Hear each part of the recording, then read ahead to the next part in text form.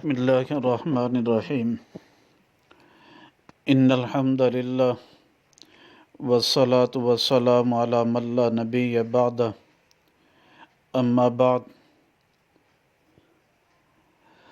گستاخ رسول کی سزا، اجماع امت، ساری امت کا متفقہ مسئلہ یہ ہے، سرتن سے جدا۔ اس بارے میں احادیث رسول اللہ صلی اللہ علیہ وسلم کو ذکر کیا جا رہا ہے۔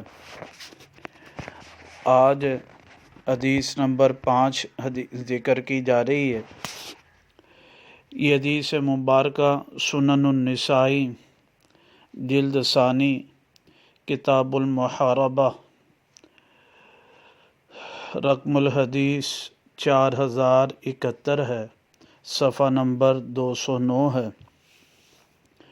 اس حدیث مبارکہ میں حضرت ابو برزہ رضی اللہ تعالیٰ فرماتے ہیں کہ اغلظ رجل لابی بکر صدیق رضی اللہ عنہ، ایک شخص نے نبی حضرت ابو بکر صدیق رضی اللہ تعالیٰ پر غصہ کیا۔ کہتے میں نے آپ سے پوچھا، ابو بکر صدیق رضی اللہ تعالیٰ عنہ سے، اقتلہ، کیا میں اس کو قتل کر دوں جو ہے؟ آپ نے مجھے جاڑا جو ہے، فانتحرنی، اور کہا لیس ھذا لأحد بعد رسول اللہ صلی اللہ علیہ وسلم، فرمایا کہ رسول اللہ صلی اللہ علیہ وسلم کے بعد کسی کے لیے کسی کو قتل نہ کیا جائے گا۔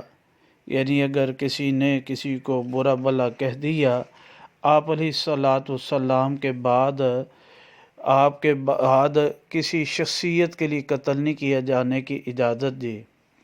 ایک روایت مبارکہ میں یہ آتا ہے کہ ان رجلا شتم ابا بکر صدیق رضی اللہ تعالیٰ، ایک شخص نے وہ صدیق رضی اللہ تعالیٰ کو شب و شتم کیا، سب و شتم کیا۔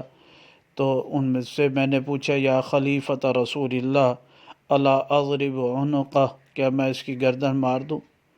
آپ نے فرمایا ویحک، یا فرمایا ویلک، ما کان لأحد بعد رسول اللہ صلی اللہ علیہ وسلم، کہ رسول اللہ صلی اللہ علیہ وسلم کے بعد کسی کے لیے جائز نہیں۔ اس سے معلوم ہوا کہ جو نبی پاک صلی اللہ علیہ وسلم کی ذات پر حملہ کرے، سب و شتم کرے، ابو بکر صدیق رضی اللہ تعالیٰ عنہ